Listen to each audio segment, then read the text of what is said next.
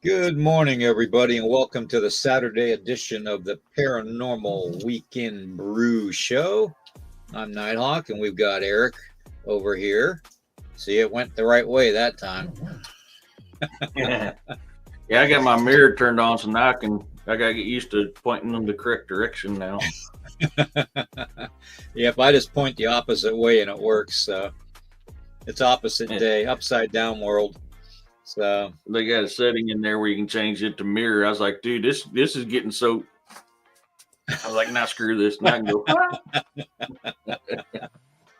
uh, anyways, good morning, everybody. I hope everybody had a pleasant evening. I hope everybody enjoyed last night's podcast too, Into the Red Rabbit Hole. I got a couple announcements I want to make after the disclaimers done for the channel, and then we'll get into it. We're just going to do another open topic where you, the family in the chat, give us, things to talk about, and we're going to do the best we can to answer the questions for you. Okay. So that being said, Nighthawk, High Strange, this podcast channel and all the podcasts on the channel declare fair use of any and all content, including the music, to be used for the purpose of news reporting, teaching, scholarship, research, parody, commentary, and entertainment value per Section 107 of the Copyright Act of 1976, otherwise known as the Fair Use. All right, got that covered. And remember, YouTube, don't demonetize, don't be hateful. So, anyways, I got a couple announcements. Some people were asking me about the Christmas thing that I've got going on December 10th, if I was going to have it with all of my medical stuff going on. And yes, we are going to have it December 10th because I'm not going to be able to do things on the days that I'm going to be in the hospital. Okay. So we're going to go with December 10th, the Christmas date at 8 p.m. Eastern. Okay. Not 9 p.m. Eastern, but 8 p.m. Eastern. Okay. And we've got a couple special things going on. Okay. We've got my Sasquatch brother, Biker Bigfoot, Ron Howes, coming on to discuss what he does and why he does it. And I think you guys are going to be impressed with him very, very much. If you don't know him, follow him on Facebook. He's got an amazing group. So it basically helps, motivate people, keep people in the positive and all that. Because the way the world's going, and a lot of us are veterans, and when you get out of the military, you do have your adjustment problems and all that. So, and your PTSD, and Ron and I both have that right now. And, and there's several others too. So just, if you can, follow him, Ron Howes, Howes. Okay. And, he's Biker Bigfoot. So, and then we're also going to have, as an added treat, I'm getting my brother from my South Carolina mother, Mr. Dennis Carroll, Dr. Dennis Carroll, author, investigator extraordinaire, demonologist, you name it, Mr. Everything. He's going to be actually reading the Christmas story, which I thought was really cool to do. Because he's got that voice where you can just kind of, listen to it, And so he's going to be doing the Christmas story for everybody.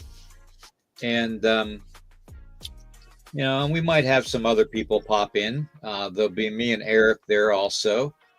Who knows? Maybe I'll even break out the Christmas story book of Native Americans. We never know. I might just do that. So, anyways, that's going to be December 10th at 8 p.m. Eastern. It's going to be a good time. We might even do a giveaway. So, but don't expect the giveaway until after the new year. So, because of the holiday shipping and stuff, it's going to be crazy if anybody gets a package. But that being said, now for the news, the national news. Okay. Now, this was on several news programs this morning. One of them out of LA. And some of you might even have heard it already.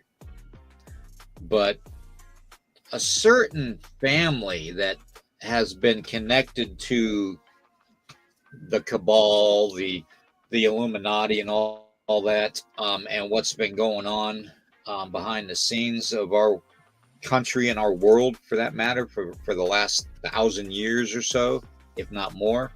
The Rothschilds'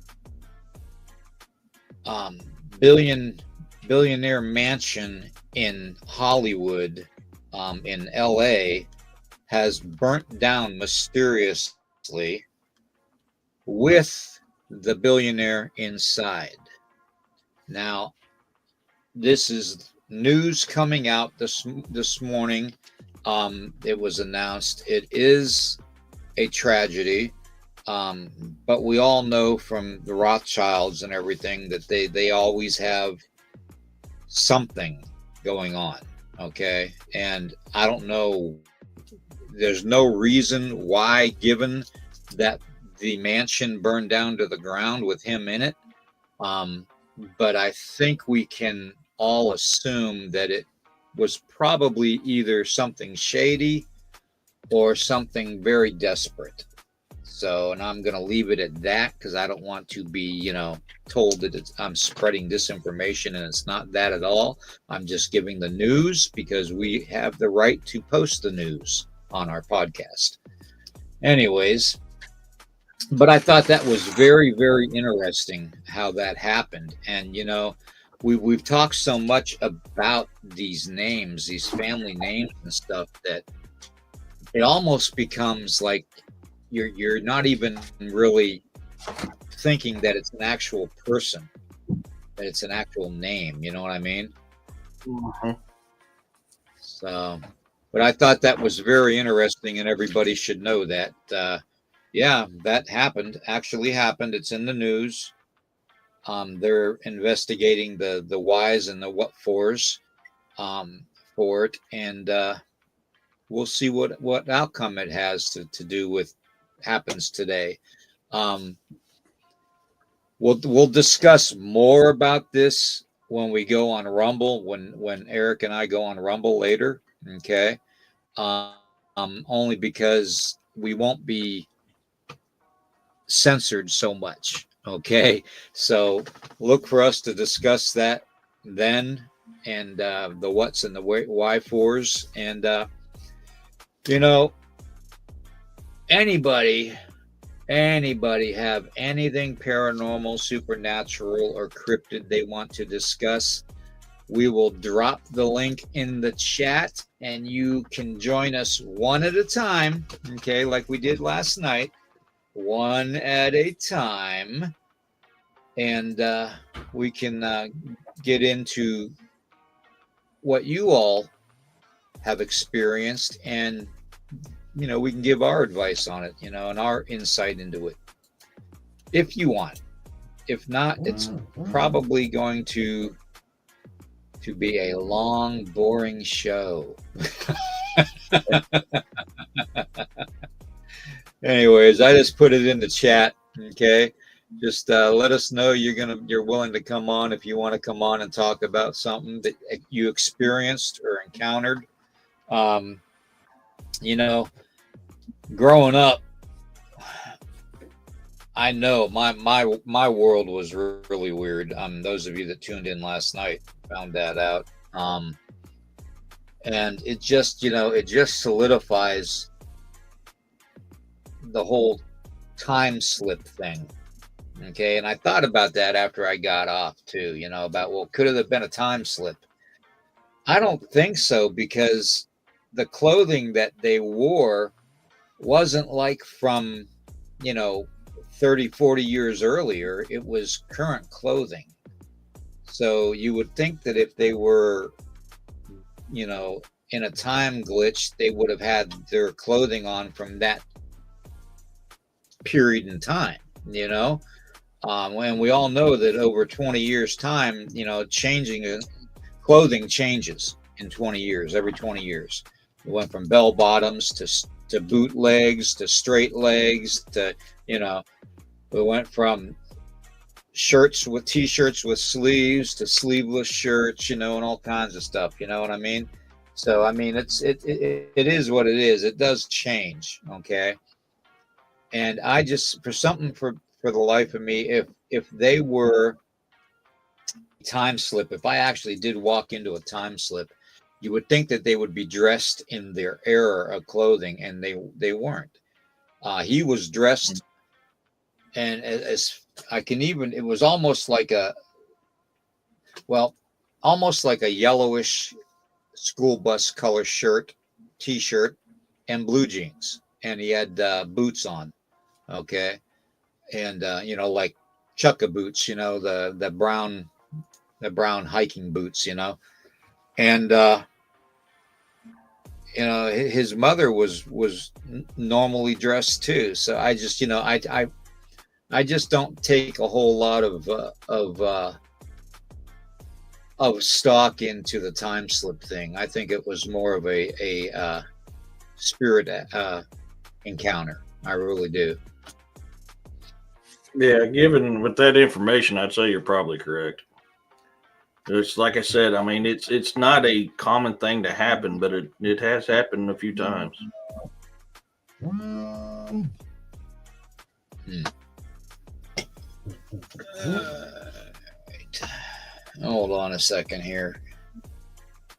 Yep. Okay. Let me show you something.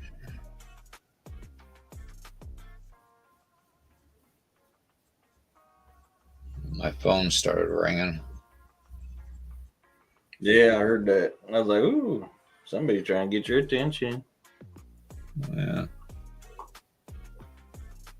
And you know what? It's popping up that it was unknown. That's weird. Anyways, I don't know. That's weird. I'm not going to worry about it, but that was weird. Put my phone over there where it won't vibrate. Should just turn it off. But anyways, you know, if anybody wants to come in and talk about something that that they went through or encountered or experienced in some way, whether, like I said, it was supernatural or whether it was cryptid or paranormal, please come on, and we'll work through it together and talk about it together. Okay. Have you had any more actions going on at your property there, Eric? Just last night when you know, we were live, I had that shadowy figure up here in my corner. Outside of that, I mean, besides that one figure I seen a couple weeks ago when I stepped outside to answer nature's call, I seen something about roughly 9 foot tall, black, dark from my right to left in my tree line between my drive and my neighbor's field. So, and then I went out to check it out, and I kept hearing a really loud bird call. I mean, a loud bird call from my tree line that's over 100 yards behind me. And, you know, it sounded like it was up close, but at the same time, you can tell it wasn't, you know. All right. And hey, Twisted. And it was doing that while I was at that tree line trying to see. And you know, the whole time I was on the phone with DA telling him what's going on, I was hearing something moving over here. So I went to check it out. I mean, you can hear it over the deer with that loud bird call. And I walked away, the bird call stopped. So, hey, Scott. It's almost like they were like, coaxing you to come out, you know? Well, I got the feeling it was trying to get me away from the tree line. It was trying to draw my attention away from the tree line because it didn't happen until I walked to that tree line. All of a sudden, that's where that loud bird call started coming on. Snow like he did that one time when I was out picking up that evidence on the Bigfoot stuff out here on my property. and we heard something. He darted out of the woods, and then he would sit there and just pace the field, and he wouldn't come in the woods. He didn't want to leave me, but he didn't want to come in the woods. He was doing that same thing out here, and he'll go in the woods after stuff. I call him the great white possum wrangler and the great white armadillo wrangler, because I mean he goes after them things all the time. Whatever this was, he did not want to go in them woods. When my godmother died, when I was a kid, woke up the night to smell of her perfume, something off, not too floral, but soft and comforting. That's actually a very common thing to happen, a heifer. Very common thing to happen. Yeah, that happens when I was doing that a lot. So when I was doing that paranormal investigation at the Pythian Castle, I kept getting this smell of like a chocolatey cherry tobacco. And then seconds after that, they're talking about, oh yeah, it's a common, down here you'll smell tobacco smell when one of the entities is here.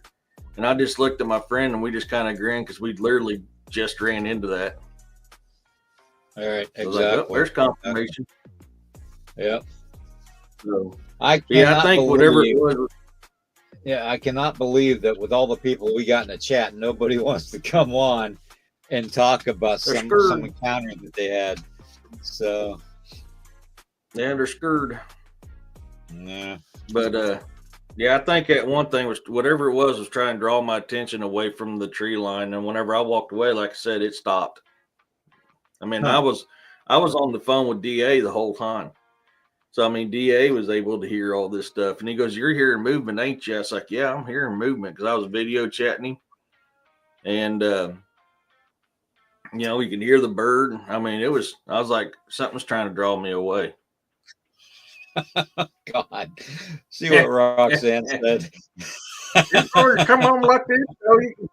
Hey, got to go. Come on. You can always come on and be like, yeah, Roxanne, come on now. Come on. Get your bad self. It don't take but 2 seconds to pop your teeth in until they come out and go. Oh, my God. Oh, that hurts to laugh. Oh, man. So what do y'all think about the Rothschilds mansion? I mean, that was really, really something to have that actually happen. It's almost like it manifested itself into happening. I'll leave my comments for Rumble. Yeah. I'm just curious. I'm just curious to see what everybody in the chat says. We talked backstage, and I was like, my opinion on that definitely needs to be left for Rumble. That'll get you in trouble. Scott, a Rothschild home had burnt to the ground, and there was a Rothschild in it. Hey, Demos. Yeah, Demos. Yeah, Scott. It actually happened just overnight, and it was the mansion, $1 million mansion, that they lived in Hollywood in L.A. And they unfortunately found the body of Mr. Rothschild in there, the billionaire, that supposedly was unalived in the fire. So we're going to get into that today on Rumble, along with a couple other subjects. So I just, I thought it was interesting.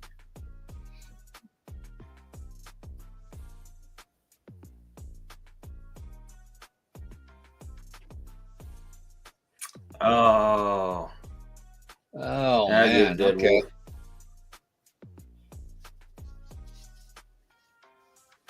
Smell my mom's perfume and her coming into my room one morning, and then my oldest brother calling to say the nursing home had called 15 minutes prior. So mom had passed away. Weirdness. Oh yeah, that's Candy. Honestly, that happens often. A lot. Yeah, it really what does. It is, you'll have a lot of people that report after a family member is deceased that they get phone calls with nothing on the other end but static, and that static is that loved one trying to communicate with you from the other side. That's not uncommon. That happens quite a bit, including with laptop computers and everything. It's been known to do, to type out messages and stuff to loved ones after someone is unalived. I mean, it's a common occurrence because of I guess you can chalk it up to the vibration, the frequency of the spirit, and the frequency and vibration of the electronic equipment, and that's how they make that connection. So, but that's really not uncommon to have something like that happen. It's just as common as basically when you see a light flicker, and that the light bulb is good, but it's just flickering and going off and on, like it's almost putting out like a Morse code. And it's been confirmed that could be spirit entities trying to communicate, is all that could be. So, hey Demos, I'm going to share my screen here for a second. If you guys go to my Rumbles at Bizarre and the Unknown, look for this right here. I have it set up. Current events 30 November of 24 with E.D. Testman and William Nighthawk. Look for my Rumble channel that has this on here. And that is the one. And we're going live at 1 o'clock Central Standard Time. So look for my Rumble account at the Bizarre and the Unknown with current events 30 November 24. Get my mouse in the right spot here. Hey, girl with a gong. Hey, the girl. Freaky says, we'll be right back. That's scary. It is. A Rothschild. Who'd think? Yeah. Yeah. Yeah, like I said, mine's it's gonna have to stay for Rumble. Yeah, not saying have to run out the first snowfall, but I'll keep you live. No worries, Freaky. Freaky, where are you at? Because I know up in Pennsylvania and Erie, PA, they got like 4 to 6 feet of snow coming. They already have like 3 feet on the ground. It can also happen when trying to get to the hospital and sitting in your car or on the way out, and the feeling comes over you that your loved one died. Yeah. There's been several reports I've been told by people of they're at the wake and all of a sudden like someone's phone will ring and it'll say dad calling, and it pick up and it's they can hear a ghostly sound of their loved one, saying I love you and I'm sorry, and a bunch of other stuff. And that's actually a common thing that happens too. Years ago, I was a cowman during calving season. In my calving barn, I saw a newborn calf at the far end. I went down to check on the calf. When I got there, no trace of any calf, ghost calf. I've actually heard of that before too, Dead Wolf. Surprisingly, yes. Animals have a soul. I'm a firm believer they have a spirit as well that will. Yep. And there's a lot of people will tell you the same thing. I swore I've seen the spirit of my late dog Dovey. I mean, me and her were very close, and I couldn't take her to Hawaii with me because she was too old, wouldn't make it through the process of coming out there. Yep. Yeah, I still see my dogs that have crossed over too. I had basically a mixed pit bull. I believe she was a Rhodesian Ridgeback, but she was mixed, and I found her on the side of the road in a J&B booze box. Somebody dumped her off the side of the road as a puppy, so I picked her up and took her home. And she turned out to be one of the best dogs we ever had. She was loving, she was protective. And to this day, I still see her, and I see my son's dog that passed away a couple years ago too. And, they definitely have spirit and soul. They do. They definitely do. Oh, yeah. I've seen plenty of video evidence when something had met its end and watching a spirit-like thing lift up out of it. I've seen that in both animals and humans. I'm a firm believer in that.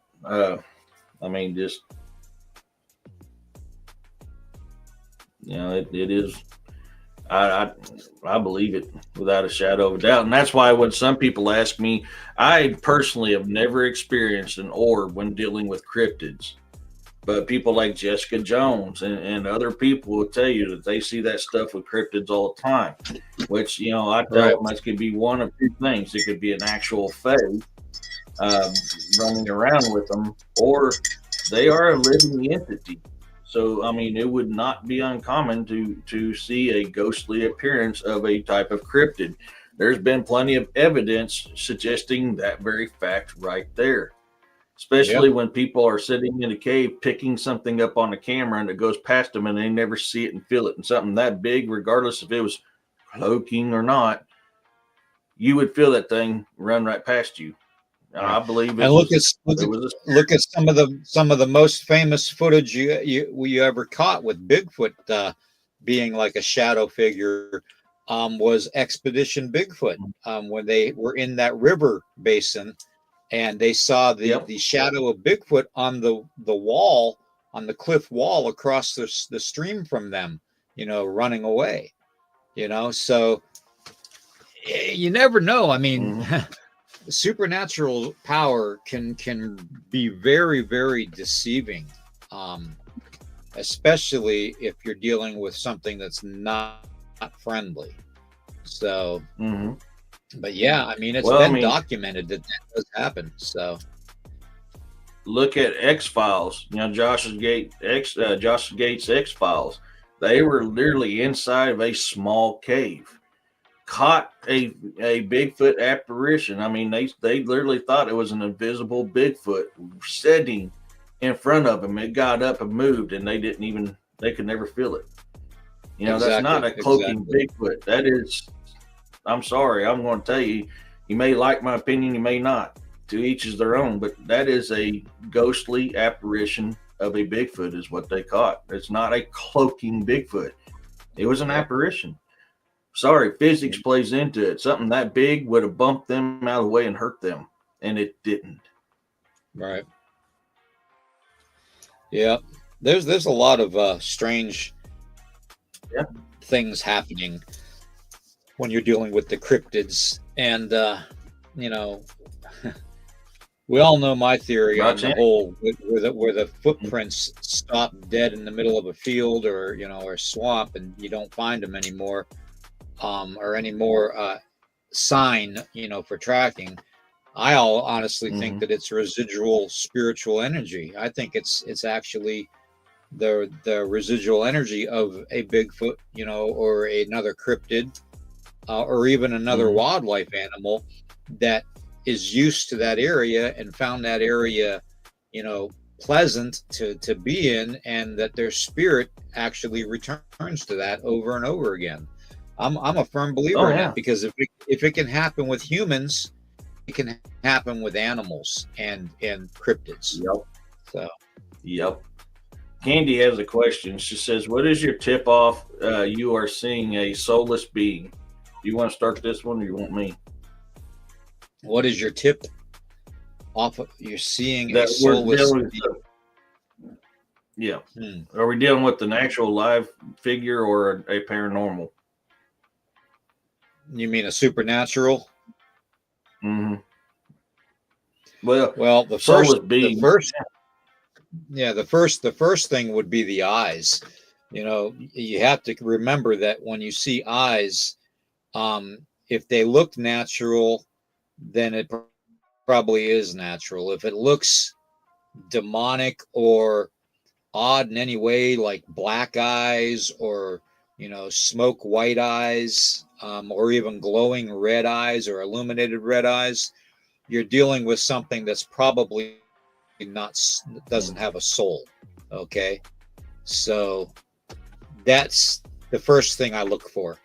The second thing would be smell, because just like the exorcist priests in the Catholicism faith tell you that you will smell either like a rosary smell, like a rosemary, or not a rosemary, but a rose scented smell, a floral smell, or you'll smell like rotting flesh. Okay, that's another thing that you would look for. And then thirdly, if you actually speak the name of Jesus Christ, you'll see a reaction from whatever you're experiencing, whether it'll be angry or whether it will be out of fear and want to run away. So those are the three things that I look for. And I have dealt with demonic entities, trust me, dozens of times. So yeah, it's not an easy thing, but you can deal with them. So I kind of approach both the paranormal and the supernatural in the same aspect. First thing is the feeling of the energy in the air. If I come into an area that feels heavy, feels dread, like hate, anger, that tells me something's bad there. So that tells me one of two things. I'm either dealing with something supernatural or demonic, as far as the supernatural goes, or it's just a pissed off supernatural being. The other thing tells me too that I could be very well dealing with a upset ghost. Ghosts get upset too. I mean, don't get me wrong. There's some that are friendly and there's some that ain't. And when they ain't, they let off that negative energy in the air. So when I start feeling that, that's when I start breaking down more of a scientific side of it. Okay, right. What have I got to put in here to suggest? Is this paranormal? Is this supernatural? And I start investigating it. And depends on what I find on my investigation will tell me either A is paranormal or supernatural. Smell is a very good one too. Your smell, energy, and the feel of the air. I mean, so much plays into that. A lot of it, you're going to feel if it's good or bad through the energy in the air. But you really got to tap into that energy to understand it. When you're not tapped in, that's how surprises happen. Usually you get scared over something that's not meant to scare you. It's meant to be good, but because it's, oh my crap, this came out of nowhere type deal, it'll scare the tar out of somebody. It's happened to me. Yep. But if you get in touch with the energy of the air, that's going to tell you, okay, if I'm dealing with something good or something bad. Now, when you start getting crap, Poncho's in the house. Yeah. I love that Poncho. And to Scott, yeah, I mean, you're right. We all have our opinions and we're entitled to it as well. You're absolutely right. But physics is physics, man. If it was something real and went past you, you would feel it, regardless if it's invisible or not. Yeah. Sorry, man. Yeah, I mean, yes, you're all going to be able to discern in your own way and your own technique certain things. So not everybody's going to discern the difference between a regular cryptid and a demonic cryptid, or supernatural type of a being, or even like a shapeshifter. So we all are going to develop our own techniques and our own way of sensing those differences. So yes, you're very right. We are all different in that aspect. But the one thing I always try to press on everybody is utilize all of your senses. Okay. Yes. Utilize all of your senses. Okay. Because you're going to feel a coldness in the air. You're going to feel that chill down your spine. You're going to smell that scent in the air. You're going to, your eyes are going to see their eyes change and either become black or smoke covered white glazed over, or brilliant red illuminated. You just use every sense you have to discern what you're experiencing. And as long as you keep your wits about you and don't get freaked out, you'll be fine. So that's why the Creator gave us our senses. So, and you got to understand too, when it comes to paranormal, an apparition, a smoky, either a gray smoke or a shadowy figure apparition is actually kind of rare to catch and see. A full body detailed apparition is even rare. Most of the time you'll catch it like on slow moving camera, laser grid, something like that's where you're going to catch most of your apparitions at. Not to say it won't happen. I mean, I've caught plenty of them. That does happen, but that's actually a kind of rare thing. But if you notice, if you got the right kind of lens or filter going on with your camera, or you have the right kind of tool, you'll see more that way than you ever will with the naked eye. Right. Yep. It's just like that experience that I had with that kid and his mom, that we talked about last night. I mean, at the time I thought he was just a regular kid, and until I got older and I realized, what, it's just not normal to have that happen. You go back to the house with your dad as a child and the house looked completely ransacked and cobwebbed over and wild vegetation growing over the driveway and the property. And it's just, it didn't look the same as it was when I was there. So, and, when I was in that house, it looked like a normal house. So, and I'm not the first one to experience that. There are others out there that have experienced the same exact thing almost, by experiencing a ghost child and playing with them. And, when they're children and they go to their house and the house looks like a normal house, but they return to it the next day or so, and it looks completely abandoned and boarded up. So, I mean, that does happen quite a bit. Now, why does it happen? I don't know. Makes you wonder what you was actually eating when you ate dinner with them, though. It'll make me go, oh, crap. What did I put in my body? Well, it looked like normal food, and it wasn't like I ate dinner there or anything. It was just snacks and stuff, So, how many bugs or dirt or leaves did I eat? I thought it was an actual snack. Wouldn't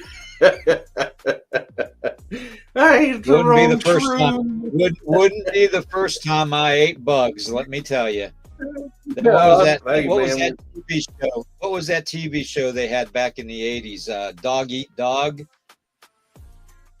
Yeah, I think so. Where they dared you to lay down in a tombstone or in a coffin with cockroaches and beetles and worms, and then they dared you to eat them. Yeah, Fear Factor, that was it. Yeah, Fear Factor. Yeah, but there was also Dog Eat Dog. Oh man, yeah. I mean, I've done it for survival, but it's not something I want to do every day, but oh, come on. When you're hungry, you're hungry. You don't get fluffy for nothing. Yeah. Yeah. But yeah, I mean, I can tell you grubs are like popcorn. I mean, they make a nice little pop, squishy, slimy grubs. They're good though. Chock full of protein. Grasshoppers ain't bad. Yeah. So, I mean, you do what you got to do during survival. Heck, go over to the Middle East and you'll find scorpion on a stick. Scorpion ain't bad. I'll have to admit it, man. Scorpion ain't bad. Tarantula, if cooked right, is pretty good too. Hey, Larry. Yeah. Hey, Larry. But it makes you think. You're going like, oh man, yeah, I ate snacks here all the time, and then you come find out it's actually a ghostly deal. It's like, what the hell did I eat? Yep. Yeah, exactly. Yeah. Well, I mean, I don't think I don't think if a spirit is loving and has that loving, kind nature about them is going to try to poison you with something. So. Yeah. Oh yeah. No, I mean, Demos. I hate scorpion candy. It tasted like dirt. Yeah, funny. I mean, it's things can, there's a reason why they called it candy. There's a way to cook them where they're almost like a sweet flavor. And and I knew a bunch of Mexicans that could do that. Yeah, Poncho says he ate worms. They ate worms, but it wasn't gummy worms we were talking about, Poncho. It was real worms, not gummy worms.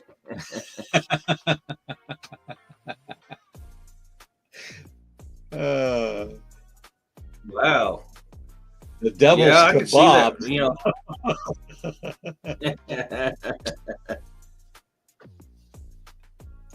I'll admit, I've actually had one hot sauce that got to me.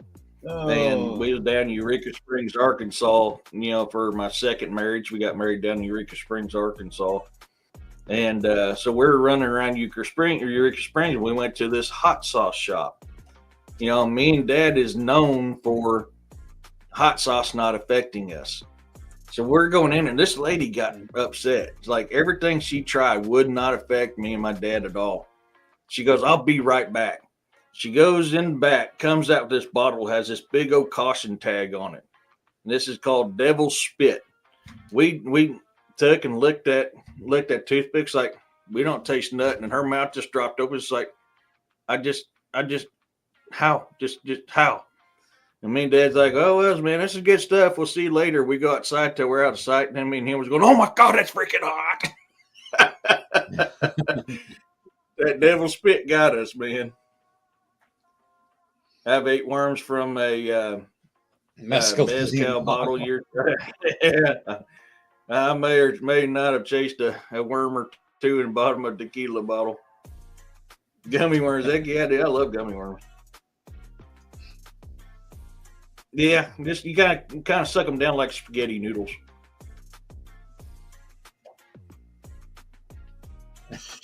No kidding, Poncho. Oh God. Oh, definitely got to touch it.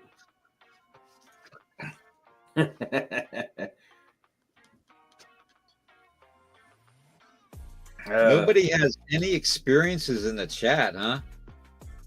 Yeah, but I mean, we've done some weird stuff during survival training in the Marines.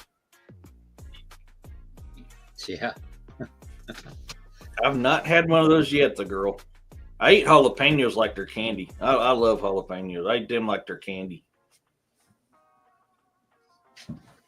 I thought the ghost pepper was the hottest pepper. I've never heard of the Komodo dragon pepper. That's got me kind of interested. My problem is, though, is I like heat. I love heat. But a lot of times people take the taste away. You know, like I hate Tabasco sauce. So vinegary taste to me. I hate Tabasco. Makes awesome homemade tear gas bomb. Don't get me wrong. I've made plenty of homemade tear gas bombs with Tabasco sauce. It works great for that. But as far as flavor, it's like it's all vinegary. I like Louisiana hot sauce. Louisiana hot sauce has got a great combination of flavor and heat to it. I want heat, but I want flavor too. And sometimes they either overpower the taste, where the taste is nasty, or they overpower the heat, which takes away from the taste. And I don't like that. I like a good combination of both. Roxanne's camera shy. Yeah. You're just afraid your chomper monsters come flying out at the TV screen. Oh, man. I can't believe you went there. Oh, man. She's going to get you. You know that. I know. Earlier, her excuse was she didn't have her chomper monsters in, but now she's saying, "Oh, I'm camera shy." She keeps coming up with an excuse. She's going to nail you, though. You watch. She's going to nail you. She is. She's going to get me. I'm waiting for it. No, I'm waiting for it. And there's the warning. Yeah. Oh, crap. I'm out of coffee. Time to go to water. Wow. Not me. I got another cup in there. I've got to walk all the way to the kitchen to get mine. And I've got some, but it's in the kitchen. Yeah, I'll start walking. No, I mean, yeah, I'm not ready to. I think I need to. I've got my little growth on me right now. Oh, I spoke it. I spoke and it came to life. Yep. My little growth. Oh, Snow, did he call you his little growth? Did he? Get him, Snow. Get him. he's dad called Thursday when I was talking to him, over Thanksgiving.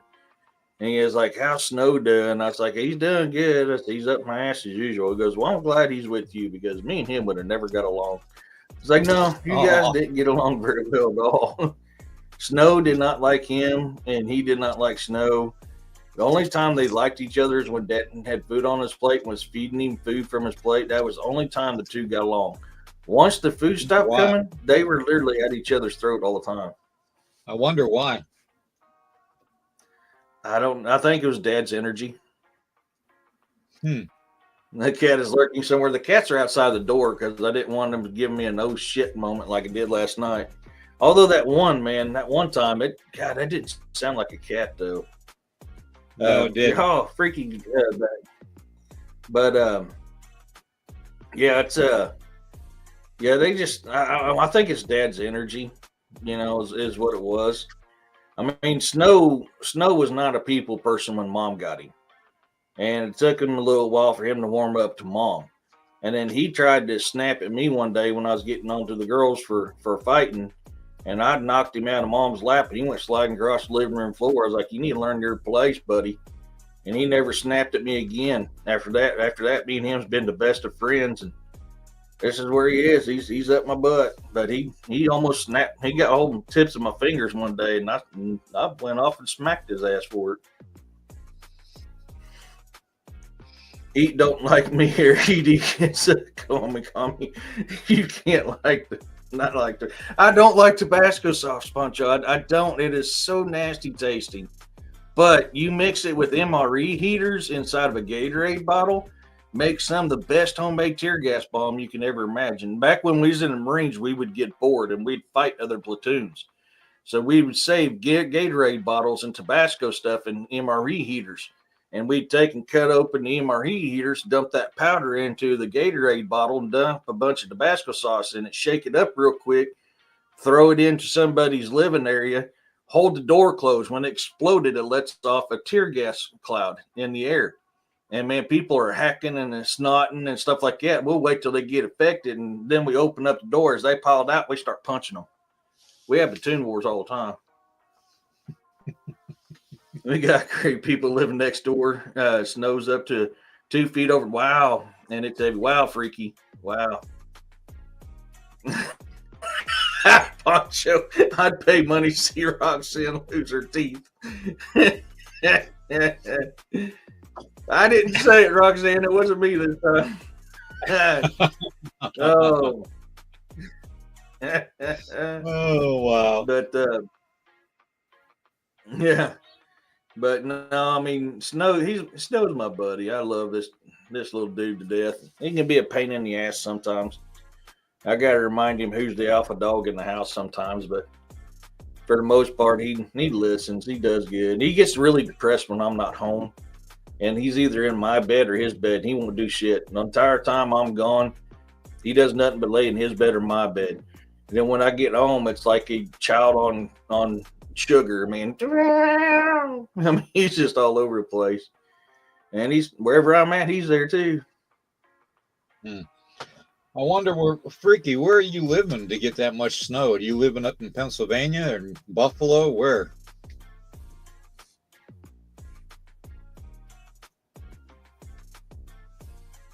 Oh, good night, Candy.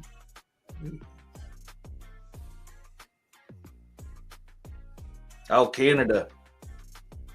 Okay. Eric, your snow is drier most of the time compared to the snow I move. That's true. He's up in Canada. Wow.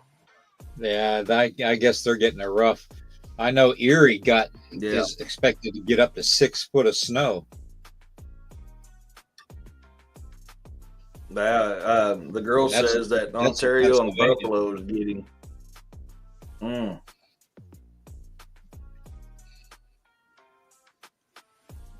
He says some locations have snowstorms already. Yeah, we're supposed to get flurries today. It won't stick. It's too warm for it to stick. We're supposed to get flurries today. We didn't get any snow here yet. Not yet. I love peach flavored crayons, man. They're good, Poncho. And bubble wrap is fun. I don't care how old you are. Bubble wrap is fun. I remember as a kid, I would lay bubble wrap on the floor in the hallway, and I would shimmy up the walls and drop down on the bubble wrap. Just go, I would entertain myself all day, climbing up the walls and dropping down on the bubble wrap. I thought it was fun.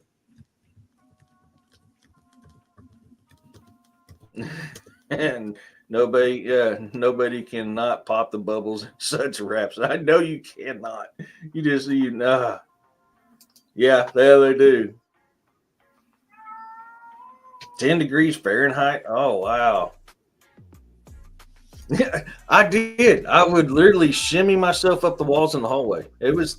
I used to be agile. I used to be really agile, and I would do that. Yeah, for entertainment purposes only. Yeah. But, I thought it was fun.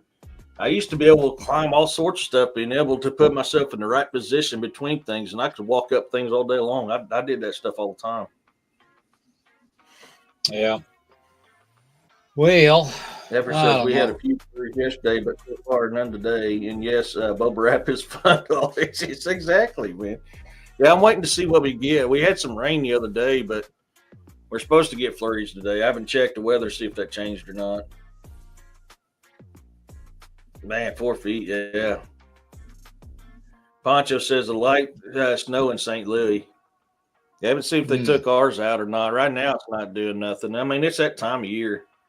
Uh-oh, she's got her teeth on. Are you talking about in or on, Roxanne? Or you got your teeth on you, or do you have your teeth in your mouth? Got your teeth on you. Is that what you said, Eric? Oh, my God. You're so dead. Yeah. She said, got my teeth on. So I don't know if she has it on her or if she has it in her mouth. So in her. You have it on you or in you. She is so going to waste you.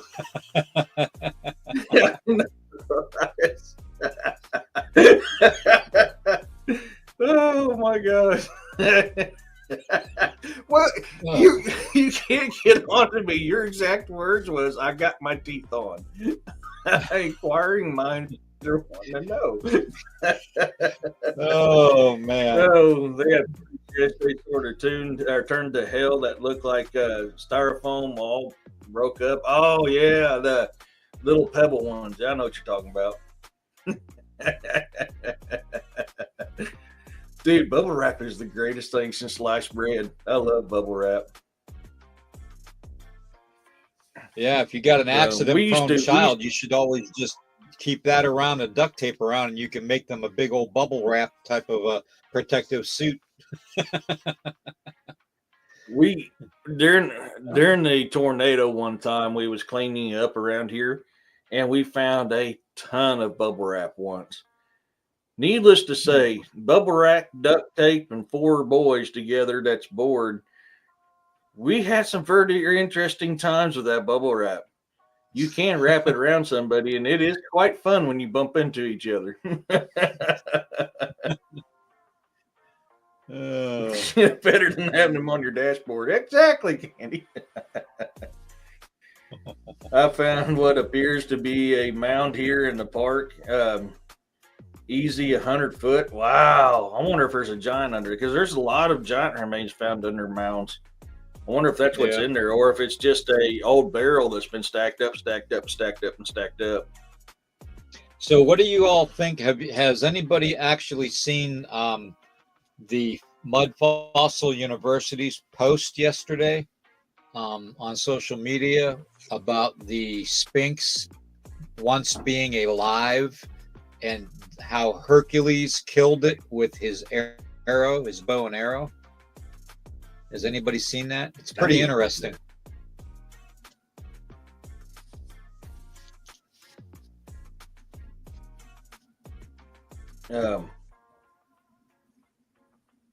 It's great installation. Yep. No, I haven't seen it. Of course, I just found out that for some reason it took mine from private to from all to private. So that's why I missed it. Yeah, I'm gonna have to watch it today too. I've tried to get Roger on here, but I think Roger thinks I'm one of those people that's going to downgrade him, and he don't understand. I love that man's work. I would love to have him on the show to interview him.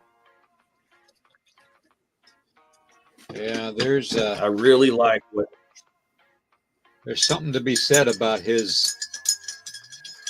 the way he thinks and the way he investigates things with with the giants and stuff. And it's absolutely amazing when you think about it and you actually see some of it.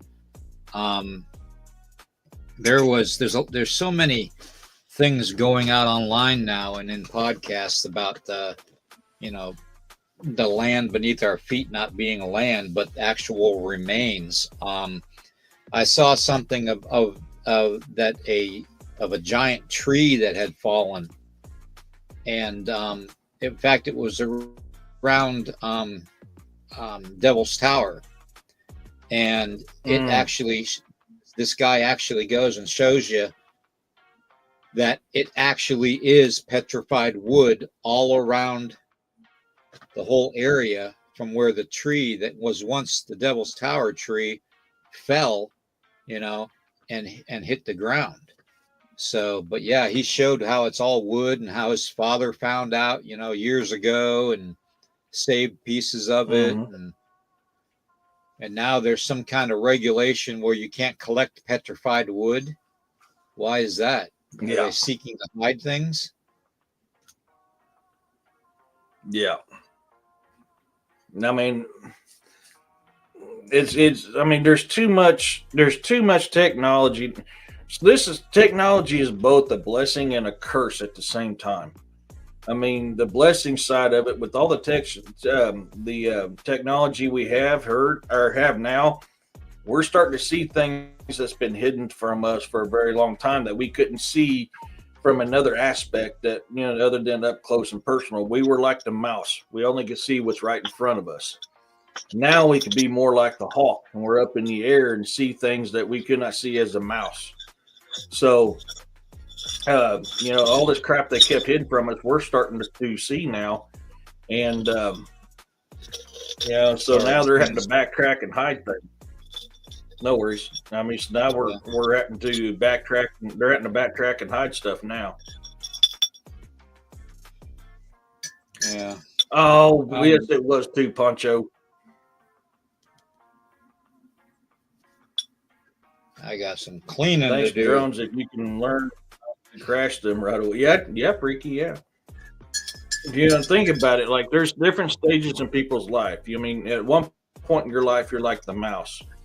You can't see distance. You can't see. You can only see what's right in front of you. So you're like the mouse. Eventually, as you get older, then your knowledge should grow, and where you start becoming different things. Like the hawk. You see far.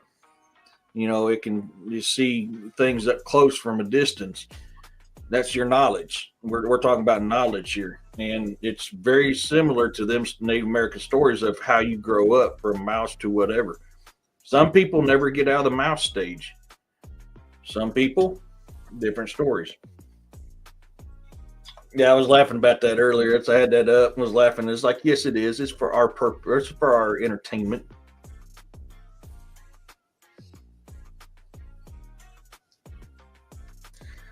Freaky, I did not. It didn't feel mean. It was kind of like curious. Almost felt like elemental in a way. So I let it be. If it's not causing us harm, I ain't. More power to them. Yeah. You don't want to piss elementals off. You're talking old magic. Yeah. It's, and that was kind of the feeling I got, so I was like, hey, I just nodded, let it know I acknowledged it and it was there. Let it be. It never messed with me. All right. My teeth are smiling at you, Edie. How can your teeth smile, Roxanne? You got possessed teeth. You got possessed teeth. I don't want to see the blood. You're Get them. Heifer, elemental are old spirits. They're spirits of the elements, and you got different kinds of elements. You got different kind of elementals. They're an ancient race of supernatural beings. Very powerful. In a way, Fae, yeah, freaky. In a way, Fae, yeah. Well, Fae are actually considered elementals. I said Fae are actually considered elementals too, though. So. Yeah. I mean, because there's, there's even different types of pixies, and pixies are Fae, and they all fit with the elements as well. You'll notice that a lot with Fae. That they follow the elementals. So I mean, yeah, definitely. Candy wants to know, do they sage, take form? so Roxanne doesn't. So Roxanne's not gonna have that bounce back on me when she gets you. So I'm burning sage. Candy wants to know if they can take form. Oh yeah, they can take form. Yes, they can. Yeah, they can definitely take form. I mean, they've been spotted in forms of certain environmental things like trees and all kinds of stuff. They just, it just depends on how they want to portray themselves, So yeah, Roxanne says if you do. Yeah. Roxanne says if you do this again, she'll come on and share some experiences, and a couple my dad told me of. Okay. Yeah, they got really old magic. Yeah, very powerful, very, very powerful magic. She says, you're good, but Uncle Fluffy, who's ornery? Ornamentals, either they know karate. Ornamentals. That must be a Christmas elemental. Poncho says, once again, take my money, Roxanne.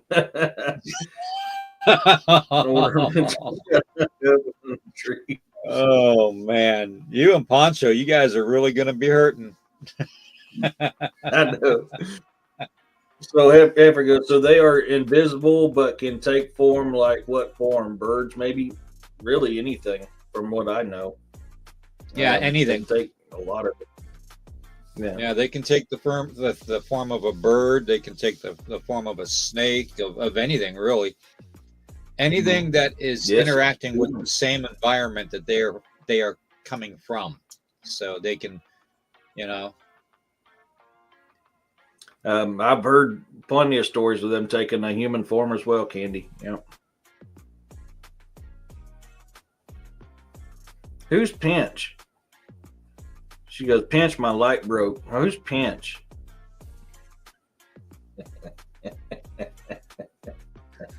I'm digging myself a deep asshole. Yeah, you are.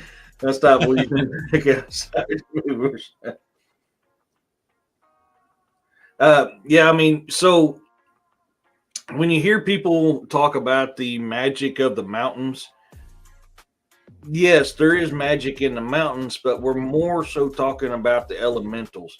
Most of the magic in your mountains is going to be the elementals, the Fae. Even though the mountains themselves do actually have magic, quite a bit of that is your Fae or your elementals, however it is you want to call them. That's where a lot of your magic in the mountains come from. So when you hear people talk about the magic of the mountains, that's kind of what they're referencing. They're both the Fae and the mountains. Yep. That's your new name, Poncho, is Pinch. Your new name is Pinch. My mind speak. I did that before I could tell you the story. Yeah, I mean, I caught it though. Later, Breaky. No, but no, so yeah. Oh man. It wasn't my words. That was your words. Hey, Roger.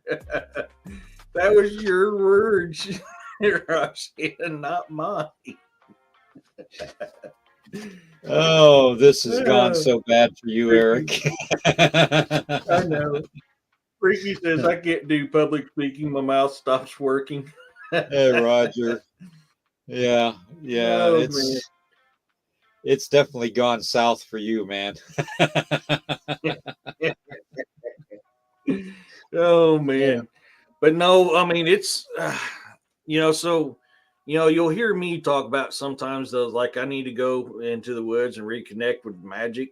That's because I'm trying to reconnect with the magic that's in the woods. I live in peace and harmony with all the beings of my woods, and sometimes I have to get out there and get reconnected with them.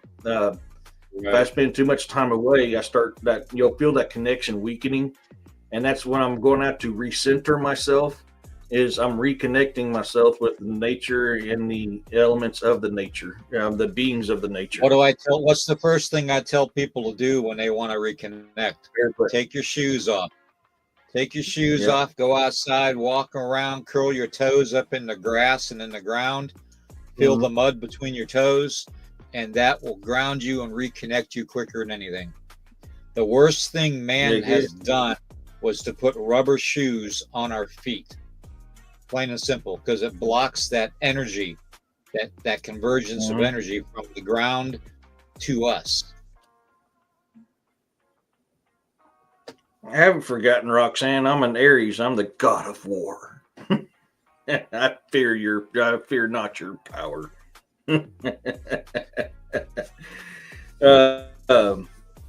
Must be lots of people here in brown eyes. So, but yeah, so I mean, it's to me, it's important. I mean, I love, even if I can't do it with my feet, some part of my body is making contact with nature. I'm always trying to do that. Ground your feet, no shoes. That is the best way to do it. I mean, you can do it in other ways too, but the quickest and most powerful way is your feet. Yeah, I love being in my woods, Effer. What happened with the dog man? If it stopped you from enjoying the trails, to walking the trails in the woods, what happened with the dog man? That'd be my question. Every dog man encounter I've had, they've always ran away. I don't know why. Am I that ugly? I mean, well, they do. They always run away. It's kind of like that theory I was talking to you about backstage, a couple months ago. It's like, for a long time we called these things werewolf because, Dogman came out in 1986. Right. So that's why I posed that theory. Is there a natural born werewolf and a magically created werewolf? They're both werewolves, just one's natural, one's created. Because if you listen to all the ancient stories, they all call them a werewolf of one type. And, so it makes me wonder that, the natural ones, the ones with the tail, the natural ones I believe the same way, like you say, they're a guardian. I really believe the natural ones are a guardian. They're the one of the elder beings, where the magically created ones are the more aggressive ones. So it makes me wonder, Heifer, if you actually ran into a created one versus a natural born one, and that's why you had a negative encounter, or was it just seeing it that caused you fear to not do it? All right. A lot of the problem too, though, a lot of people have a hard time discerning why they're here, but I kind of touched on it, several times.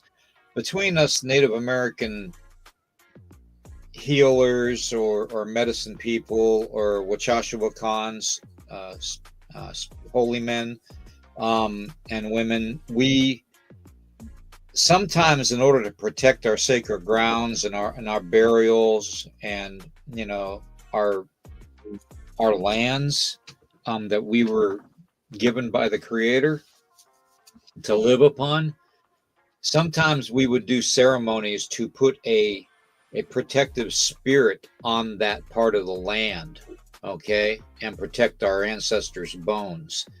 And that's why you see a lot of dogman encounters in cemeteries and in really weird places, like on top of burial mounds and all kinds of stuff, because the native elders, at one time were basically doing ceremony to bring these things in existence, and they come from underneath our feet. They are actually beings that live under the ground. Okay, like I talked about on Wednesday night. If you haven't watched that, it's a short 35-minute podcast that I did last Wednesday night, and it's called The Update. Okay, and I talk about how in America alone, there are 3 places in America that are completely under the ground of where these locations are completely cavernous, tunnels, you name it. Okay, hollow earth. Okay, and one of them is the Pine Barrens of New Jersey, believe it or not. Okay, and they have a lot of cryptid and UFO activity there. The other ones are West Virginia, the entire state of West Virginia. Okay, has mine shafts, tunnels, cave systems, you name it, caverns. They have all that. Okay, a lot of cryptid activity in West Virginia, a lot of UFO activity in West Virginia, a lot of weirdness in West Virginia. It should be called Wild and Weird West Virginia, not Wet and Wild West Virginia. But anyways, the third one is the eastern side, the eastern half of the state of Oklahoma. Okay, now Oklahoma has a lot of weird stuff going on too. Everything from cryptids to UFOs to spirits to elementals, you name it. Okay, and that's also because there's so many Native American tribes that have been removed from their natural lands and placed in Oklahoma. Okay, on reservations. So you have that elemental aspect too of the indigenous cultures. So, those are the 3 areas in North America, in America, in the United States, that have had the most basically missing people too, if you think about it. Okay. The areas around them are water and mountainous granite. Okay. So, it's that connection again, that missing 411 connection, of the missing people with these locations too. So, there's just so many things that we are not aware of, when we're walking on the ground. Okay. Now you have to ask yourself, there's also hearsay and theory of the reptilians that live underground using mind control techniques or mind speaking techniques to speak up through the ground and enter humans into, whether it's hallucinations or whether it's visual vortex effects. They tend to have the theory that reptilians are influencing mankind from under the ground, and I don't think that that's a very far-fetched thing to say. If they're not doing it themselves mentally, maybe they're doing it through technology. So possible. Ever says he or she scared the shit out of me, and I think it found where I live because something big was in the backyard. Anytime that feeling flows through me, I think I'm in danger, so I stay away. Okay, yeah, it's just weird because every time I've come across them, maybe it's just me. Maybe they sense that I have no, I don't know, no fear. Maybe they just sense that. Maybe they are ones that that thrive off of the fear factor of human beings, and get their energy from that. I mean, or their kicks, But yeah, I just every time I've had a run-in with them and any cryptid really for that matter, either they run away or they make friends with me. It's weird. Yeah. I've got a lifetime use of cabins in Wilburton, Oklahoma. It is spooky out there. The people are awesome. Yep. Oklahoma is odd. I mean, we got a lot of stuff here in southwest Missouri too, which ain't far from Oklahoma. Right. The eastern part of Oklahoma. Yep. The Jersey Devils and the Pine Barrens. Yeah. Yeah. There's a lot of weird things out there. I mean, some of it I believe is probably a misunderstanding, and it's just the people's fear of the unknown, which just causes them to fear or do something which causes a negative reaction. Some of it is just pure negative too. Yeah, fear can definitely manifest. Fear is other than unconditional love, fear is the strongest emotion that mankind can use to manifest things. Plain and simple. So, and the third one is hatred. She goes, I wasn't doing anything wrong. I was enjoying the day with the kids. Yeah, man, I don't know. I mean, I can't. I'm a firm believer they each have a personality like we do, and you could have very well ran into one that had a bad attitude. I always talk about I've got a peaceful reaction with my guest here, but I'm not dumb enough to tell you that it'll always be that way. All it takes is one. It takes one with a negative attitude to ruin, 32 years of great. Hey, Corey. Hey, Corey. Yeah. Those dang reptilians. Well, yeah. Just takes one time for you to have a bad negative interaction and or a violent interaction, and that's usually sets the precedence for the interaction from there on in. And it's actually something that can be solved very quickly. But you have to be willing to experience what you're afraid of before you can solve the problem.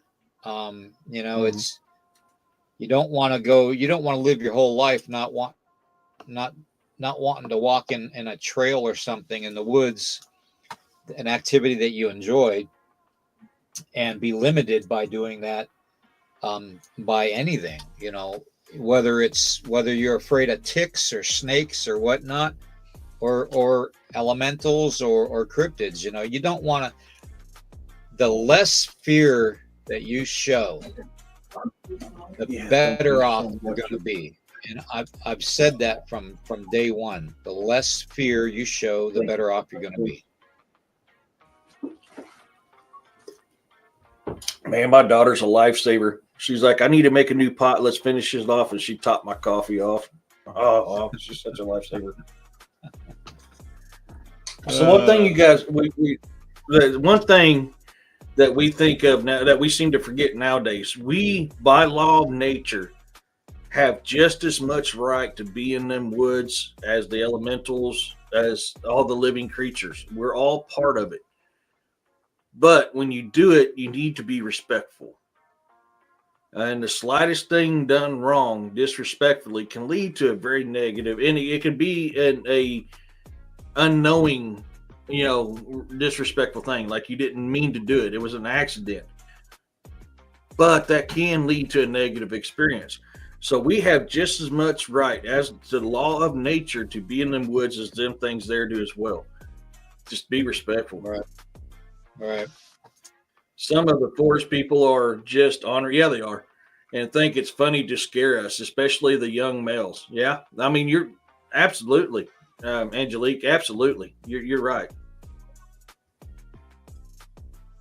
Every time William, you was telling me a story one time how the Shiatonka used to come in to rendezvous with all the rest of the tribes, and they would wrestle till that one of them accidentally killed one. And that's what Yep. led to, I mean, I'll let you tell the story. You can tell it better than I can, but I remember that story. Yeah. Well, long time ago, Yeah. Sasquatch used to come down from the mountains and interact with the native people. And what it was kind of, if you picture kind of like a gladiators games, they would come down every spring, and their young ones would get into like a wrestling match with our young braves to test their prowess and their possibility of becoming warriors. And this happened every spring. They'd come down off the mountain and they would interact, and we would be able to communicate with them, whether it was sign language and whether we spoke their language and they spoke our language. Okay, we were able to actually communicate with them. Anyways, this went on for a long time, and they had a big feast after everything was done, and they actually enjoyed each other's company. And then eventually the Bigfoot, the Sasquatch would take their people and they would go back to the top of the mountains. And one year they came down in the spring, and it was a wet spring, and they did the wrestling and all that, and they paired up a native warrior, a young man, and a young Bigfoot to wrestle to see their prowess. And the young Bigfoot accidentally killed or unalived the Native American warrior, and he didn't do it on purpose, even though the Native people knew that it was an accident, that he didn't do it on purpose, not out of anger or anything or hatred. They knew that it was an accident, so they didn't like become aggressive towards the Bigfoot or anything. They just accepted it and did what they normally would do. And ever since then, the Bigfoot experienced death in a way that they never really experienced it before. Okay. And they became very, very sad and very, very reclusive and went back to the mountain tops and never came down again. Ever since that incident, we have lost the communication with them. We have lost the ability to sign language with them. We have lost so much communicating with them and living with them and enjoying each other's prowess and just games and stuff. And I always found that story kind of sad, because that story actually shows you that in the old days, before the white man came here, indigenous people, we weren't a bad people. We weren't an evil people, and neither were the Sasquatch or the Bigfoot. We actually got along. And, ever since that one tragic incident, it snowballed into now they're so distanced from humanity and native people that, every now and then we interact with them, but it's not the way it used to be, and there was so much more we could have learned from each other if we had never had that tragedy happen. So that proves right there that they know that there is a sanctity of life. Okay. That there is a purpose not to kill on purpose. And if you know that fact when you're dealing with them, you won't be as afraid to deal with them as you would not knowing it. You know what I mean? You take that experience, and when you're walking out there and you do have an encounter, you just think in a positive way and interact in a positive way, in a friendly way, and they're not going to get aggressive towards you. If you go out there and hunt in their front yard, or trap in their front yard, and disrespect the land in any way, or the environment, they're going to be mad. Okay. They are just as much attached to the environment as we, the indigenous people, were in the land at one time. So Heifer says, when I was young, me and my friends were playing outside at night. We got into a fight with a Bigfoot. Maybe it's just me. I was a virgin until I was 28, so that I wasn't polluted from the world. Mm. Yeah, and they can sense that. There has been studies that have found that, Bigfoot can basically sense when a woman is in their moon. And I'm sure Angelique in the chat could actually tell you a little bit about that. But yeah, they can sense it. Okay, when a woman's in her moon, they can sense it when a woman is of an eligible age. Don't ask me how, but how does a male dog know that a female dog is in heat? I mean, Let's it's face something that, facts. Even humans can feel that. yeah, Even I because mean, when a woman's in that right state, she lets off a smell. Even we pick up on that. right, She exactly. lets off a certain But energy we pick up. it's a lot stronger for them.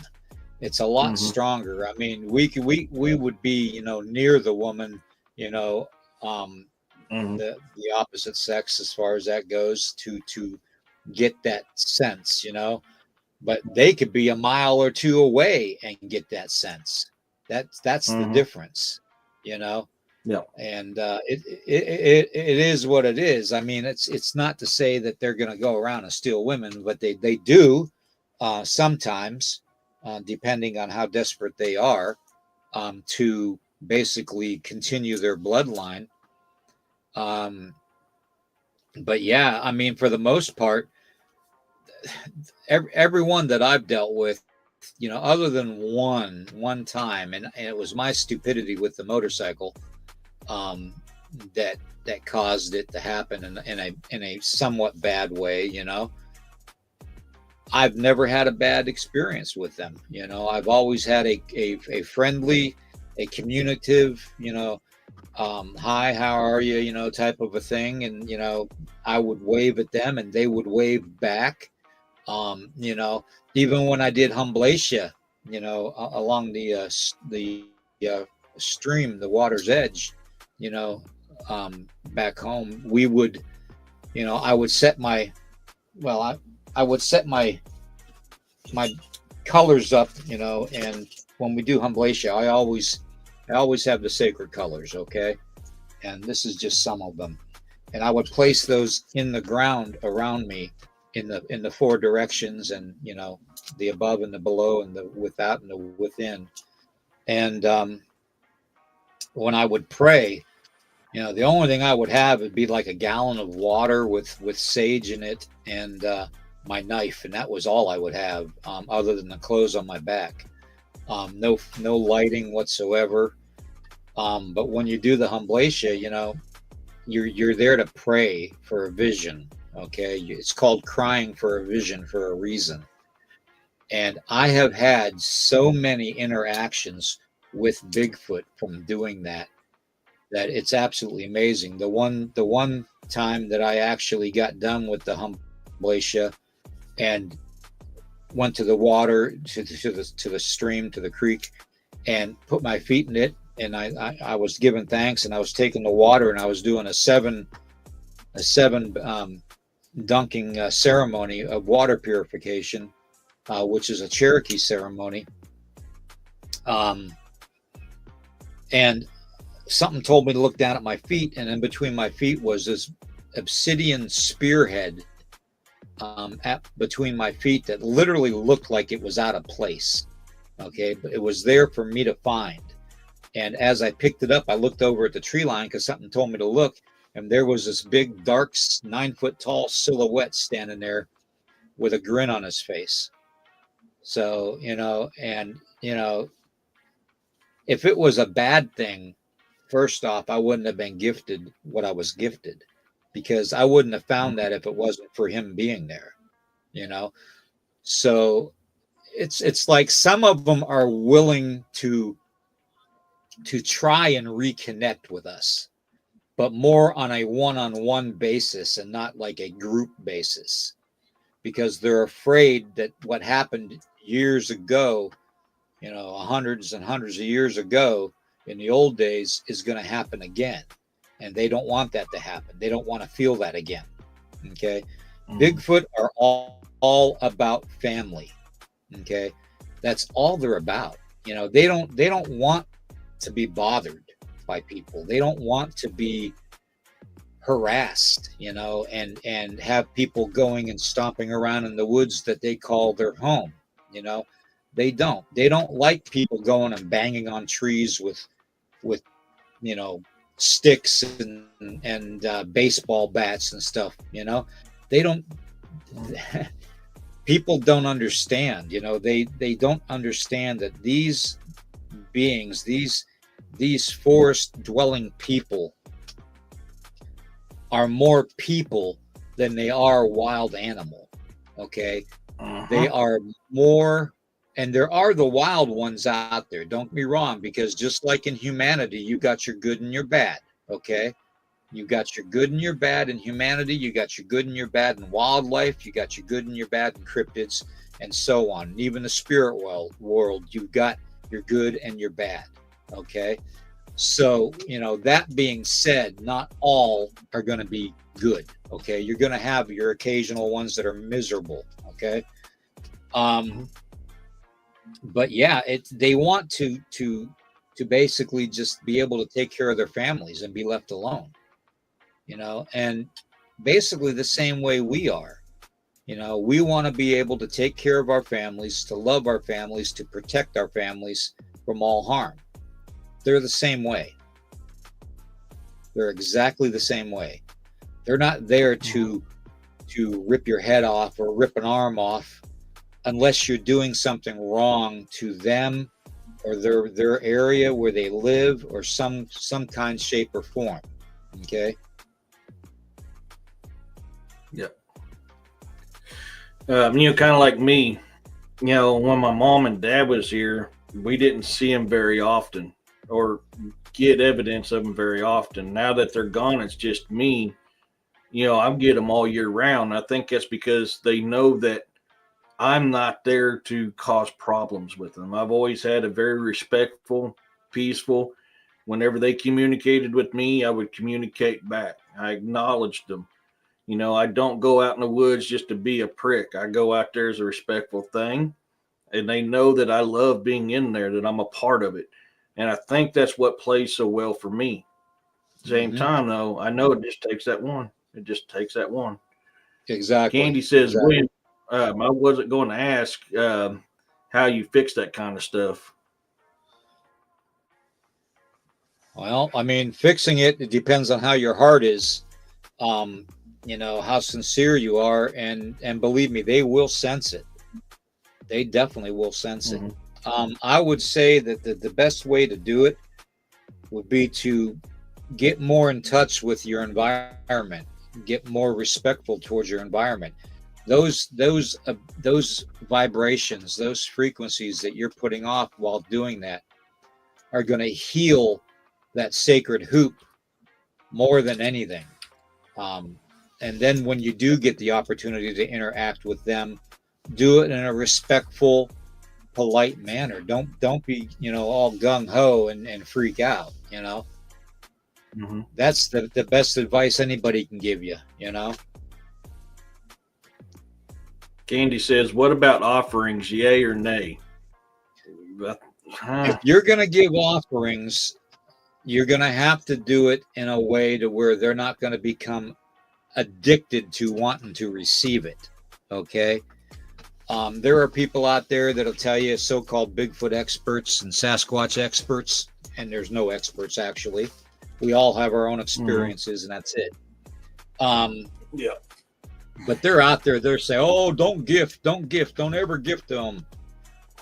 Man, let me tell you, the number of times I have handmade a buckskin doll stuffed with sweetgrass and left it for their children on a stump or a rock in the middle of nowhere, and had them come and get it and see that young one's reaction to the doll which is just a buckskin, like a gingerbread doll. That's all it really was. But to see them pick it up and to smile when they saw it, and they smell it, and they can smell the sweetgrass in it, which is something they like. They like that natural type of a thing. But the number of times I've done that and handed them off to them, and even feathers. Feathers are another good thing that they like to gift. Okay. They like to make things out of grapevine. They like to make things out of materials that are from the environment. Okay. Hence, you see the teepee structures, the grass hut structures, all of it. The trees bent over, the rock stacking, that kind of stuff. That's what they like. Okay. So if you're going to gift them something that they would appreciate. If you gift them sweets, you gift them bacon, like some people say, and this, that, and the other thing, they're just going to become addicted to it and want it all the time. And then they're going to eventually get aggressive and take it. Okay. You don't want that. You want them to be able to take something that you had to gift to them that is part of the natural environment. Now you can gift them apples, you can gift them pears, stuff like that, because that's a natural type of environmental food, okay, that they would actually consume on a daily basis. That's why they're seen around cornfields, around apple orchards and grape vineyards, they're seen around those things all the time because of the food source. So yes, something natural like apples and that kind of stuff, and pears and grapes are normal. But when you gift them a candy bar or bacon or donuts or some crap like that, that gets to be too much. You don't want to do that. So for me, yeah, go ahead. For me, I've always left portions of my food out. I haven't done that in a while. Need to get back to doing that. I used to leave portions of my food out in a certain spot, which is not just a practice for them, but it's a practice for the fae as well, or the spirits of the woods. But also, whenever I harvest a deer, I have a certain location on my property where I take the remains, what I don't use, and gift it back to nature. Right. Deplete. I share with my brothers and sisters. I don't take just for me. When I harvest berries and mushrooms, I don't pick the area clean. I pick what I can use and leave the rest for them. Exactly. This is the type of stuff that I do, and it's always had a very positive. I mean, they leave I was heartbroken when I lost my original turkey feather when I was out mowing. It was a turkey feather my brother had gave me from a turkey that he had harvested. So, I mean, the turkey feather was very dear and special to me. And I was upset, and I was on the other side of my property mowing. And it was just running through my head, man, I just lost my brother's feather. Man, how am I going to tell my brother? I feel like a piece of crap because I lost my brother's feather. And I made a pass, came around, made another pass, then came back around, and right where I just mowed was this turkey feather right here. Mm-hmm. And I could feel that was meant for me. So I stopped my mower and I picked it up and I stuck it directly in my hat. They do that type of stuff. They've given me dog skulls. They've given me pizza boxes. They've left a carcass with a rib bone on it the year that I didn't get to go hunting. Yep. But I don't give them this. When I done the documentaries of Bigfoot or Byways of Bigfoot with Linda Eastburn was the first time I've left toy necklaces and food out. I normally, like peanut butter, granola bars. Normally, that's not my gig. Right. Once I turned the cameras off of that is when that stuff got messed with. It never got messed with when the cameras was on it. The moment I moved the cameras off of it, it's when that stuff got messed with. But I've been given stuff, and I give stuff back too. But I don't go out there with candy bars. The peanut butter was a one-time deal. I've not done it since, and I'm not going to do it again. Exactly. That was strictly for the documentary. But it's mainly, it can be a very peaceful thing.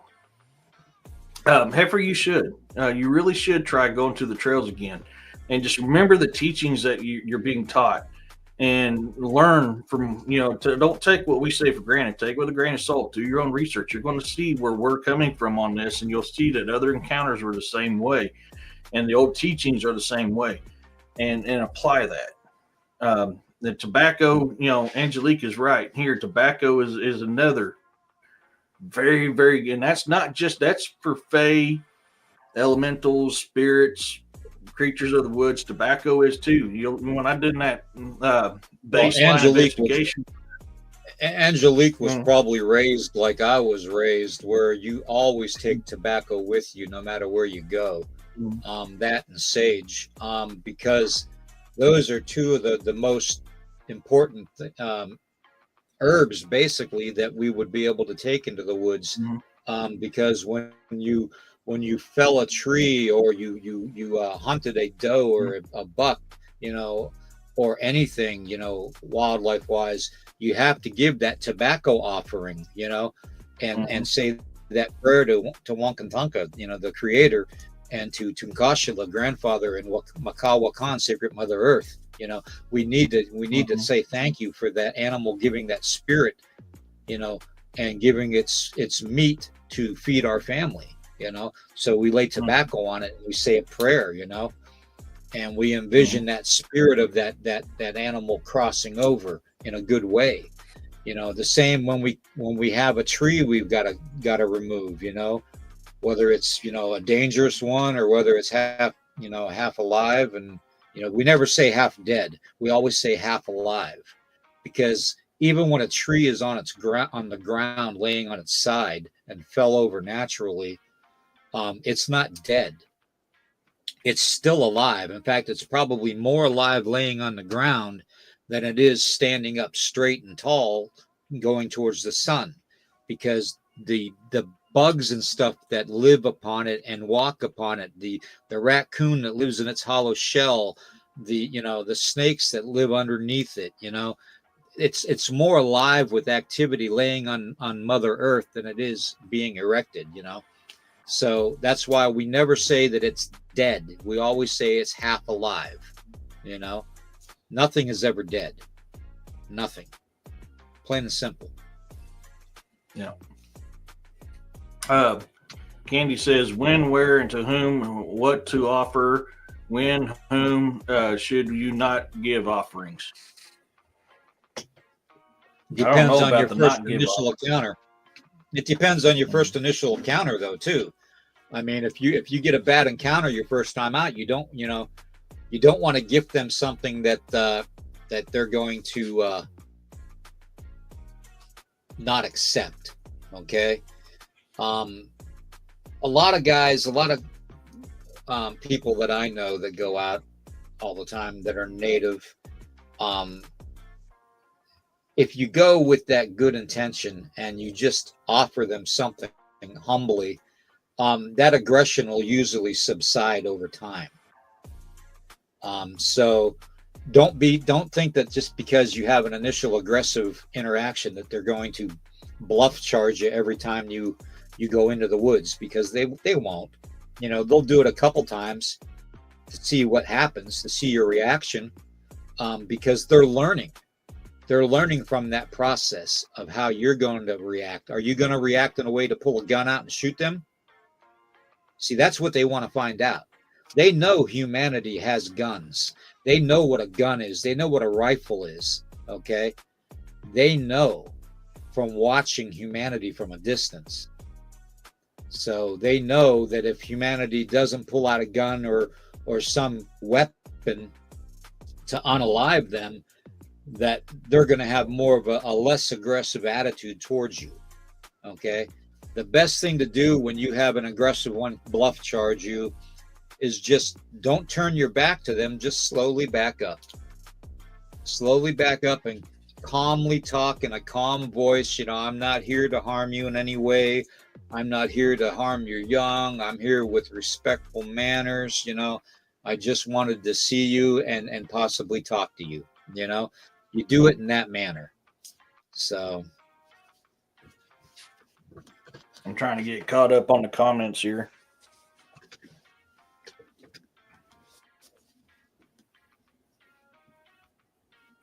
You know, there's a few people talking in here. They're gifted arrowheads. There's a couple things here. Let me scroll back up here.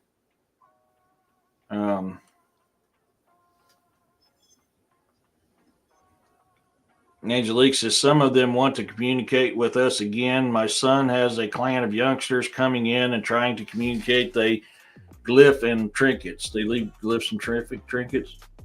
Mm-hmm. Yeah. Exactly. And you know, it's just like dealing with humanity. You're going to have your good ones and your bad ones. You know, you got to expect that. You know, I mean, they're actually there to protect themselves and their family, you know, from all harm, and they view humans as being harmful, which you can't really, you know, deny that. You know, humans do destroy a lot of things. Yeah. Let me get back up here.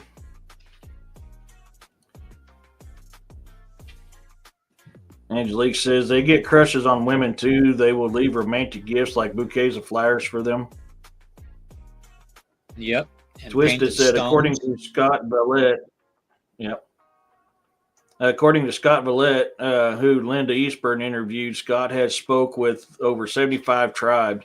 Says communication stopped because they didn't want natives to trade with white man, and they did anyways. No, that's not altogether the only reason. That's not altogether the only reason.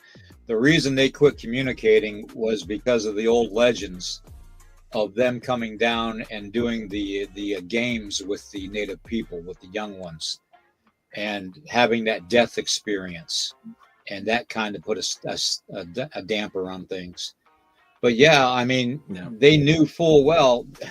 They're not stupid. They knew full well that the first foot that the white man put on this ground, okay, they had weapons on them, because they observed the white men hunting the game here and feeding their families and stuff, you know, way back then. So they knew exactly what that weapon was. That was a weapon of death, okay?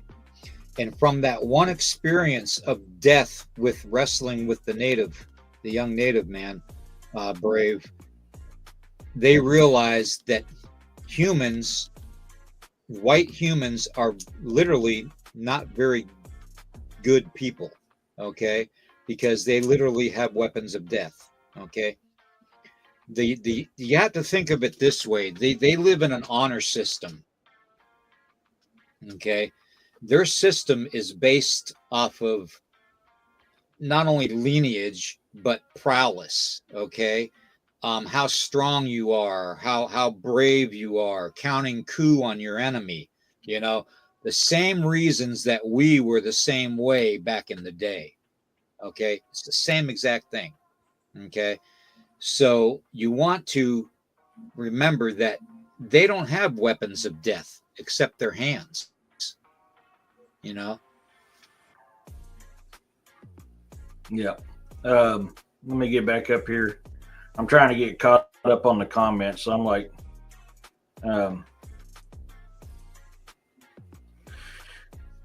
it tried to take me. That's what started the ugly moment. And I wasn't trying to be Bigfoot's old lady at any age. And I was 15 at the moment. I mean, I've heard of stories of that. If I'm ever done, no. Yeah. Corey. Scientists have made studies that the human female also looks for the more strong male to mate with. Yeah, that's true. I mean, that's that way. That's nature. Yep. Angelique says, my son's mother-in-law has a young male with a crush on her. He leaves her gifts and keeps saying pretty. I've actually heard that quite often. Twisted said, I've received recently. Yeah, Angelique, I know Scott and Hannah personally. They have been on our podcast before, and they are good friends of mine. So yes, I know Scott and Hannah are. But you know, there are differences and in legends and stuff, and you're going to have different legends or different areas of the country, but they're all pretty much the same reason why Bigfoot or Sasquatch tend to stay to themselves. You know. It's all for fear of being harmed by, humans. So I'm trying to see where I left off. Freaky says, don't make them dependent on gifts. Next thing you know, like the lady with the raccoons, you'll be swarmed in 10 or 20 years' time. And the girl says, I again, love leaving rotisserie chickens out for big toys, big feathers, nice offerings. I wouldn't be leaving rotisserie chickens out. That's for sure. If they want chicken, they'll raid it from a chicken coop. So there was a buddy of mine in Ohio, actually, that lived close to Lake Erie, and he had a chicken coop in his backyard, and it was along, the chicken coop was away from the house about, I don't know, 50 feet, maybe 60 feet, and he had woods all around him, and there was plenty of sightings of Bigfoot and stuff, around the area, and talks of glimpses and stuff of something big in the woods. And he basically got sick, and he couldn't take care of the chickens. And he noticed after a couple days, he got better, and he went outside to look at the chickens to see if they were okay, because he hadn't been feeding them for a couple days or cleaning it out and all that for them, in the chicken coop. So he was worried that, they probably died. Well, here he got to the chicken coop, and he opened up the door to the coop to get into the caged in area. And he said that it looked completely clean, like something had been cleaning it or gently taking care of the chickens while he was sick. And he said he noticed that every time that happened, there would be a couple eggs missing, okay, from the gathering of the eggs. He said there would be a pile of eggs for him left there in a nice, neat little stack, and there'd be 2 or 3 eggs that were missing, okay? So his thought was, somebody was living in the woods and was basically messing with them. And, he went back out at night, and he put a camera out there, and he actually said he saw something big and hairy come in and go into the chicken coop and arrange it and like take care of, clean it out and throw like the feed down for them and all kinds of stuff. And he grabbed 2 or 3 eggs and walked away with them, So he said as soon as he saw that, he knew that it was Bigfoot. But he never realized that Bigfoot had that kind of a caring nature about them. Now, like I said, this guy was half Native American, so he knew the legends, okay? But he was just literally blown away by the caringness of this actual Bigfoot that was coming in and taking care of his chickens while he was sick. How did the Bigfoot know he was sick? That's the other thing. I don't know. Freaky says, what's a symposium? I can't speak Italian. A symposium. It's a information lecture. Man. It's an information lecture. In a way, Angelique, yes, but you always should leave a portion of your food out as an offering to the spirits and the elements of the woods. No, that's called a spirit plate. That's just something we do, even if there aren't cryptids around. That's just the way we are. Yeah. It actually is a form to show that you're not filled with gluttony, that you're willing to share with your ancestors and with the spirits of the forest, and the environment. So and nature and the wildlife. And that's why I'm saying there's a point where you should, is because of that right there. As far as food itself, just to try to bring them in, I don't recommend that. Mm-hmm. We were talking about tobacco a little bit ago. Like when I was doing that baseline investigation on the werewolf or dogman encounter, and I came across that spot there in a creek bed that felt very elemental to me. I left tobacco next to it. I'm very big about doing that, and I felt like I needed to. I felt like there was an elemental there that wanted me to pay respect, and that's why I did that. And that's why when you watch that live, when I was live doing that, it's like I've got to put tobacco here, and it's because I had the feeling that I needed to pay respects to that elemental. Yep. Well, hey everybody, we have hit the 2-hour mark, and I'm about done, and we've got a podcast on Rumble to do today too, so we got to definitely get some rest for that. Otherwise, I'm not going to be able to say too much. But definitely, don't forget that December 10th we have the Christmas special with my special guest Ron Howes. Okay, the biker Bigfoot, and we're going to be talking about his experiences and stuff, and his group as far as encouraging others, being supportive and all that, which is phenomenal.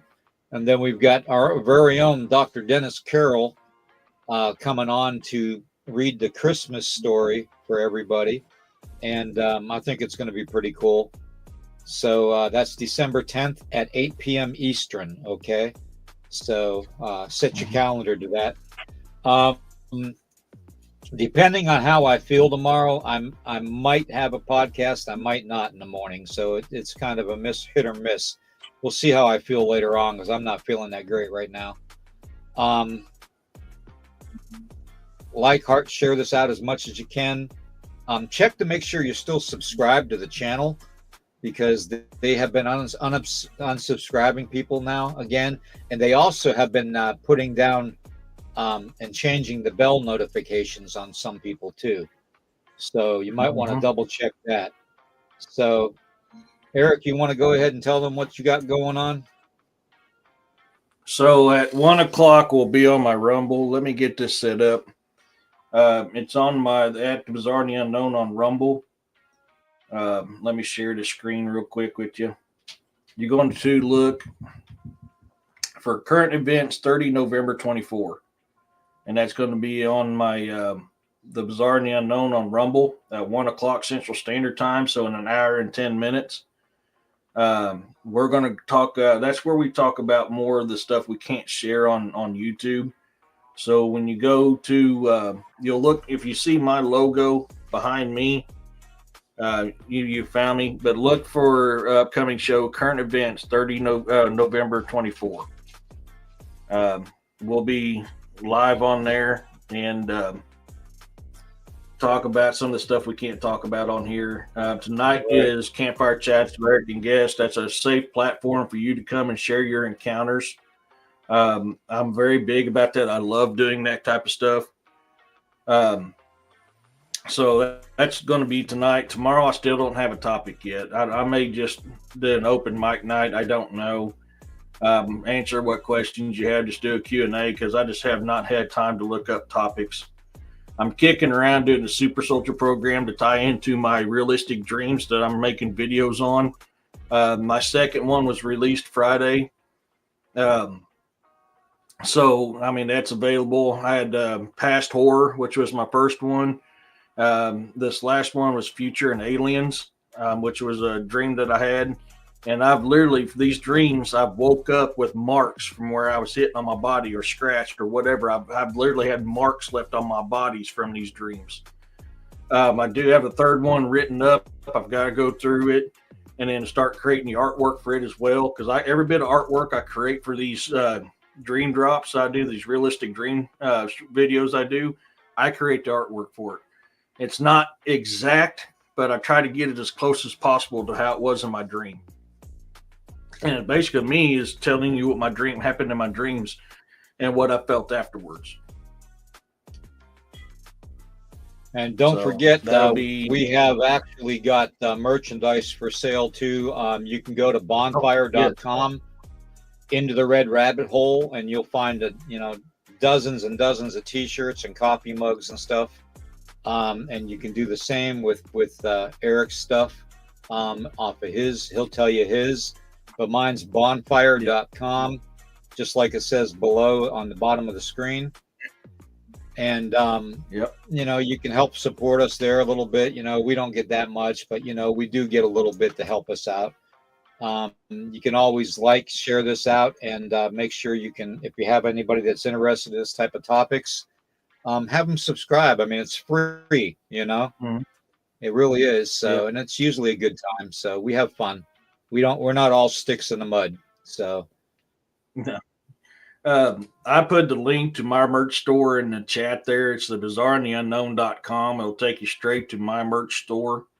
If you have trouble finding it, go to my YouTube. I have it listed. All my social media platforms, my merchandise platforms, all that stuff is posted in the description on my YouTube channel.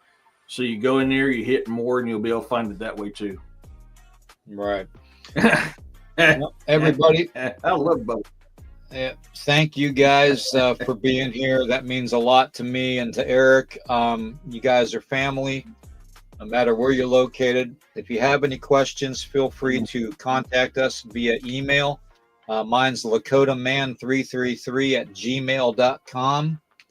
That's lakotaman333@gmail.com. It's all lowercase, okay, no capitals. And you can send your questions or your inquiries and all that to me. And you can get a hold of Eric also at his email. You want to go ahead and give your email? Yeah, cryptid and mythological at gmail.com. Okay. All right, everybody. Well, thank you all for being here. And we love you all very much. And we are going to be seeing you guys in about another hour and a half. Hey, see you guys. Sorry, I got it run real quick. All right. Peace.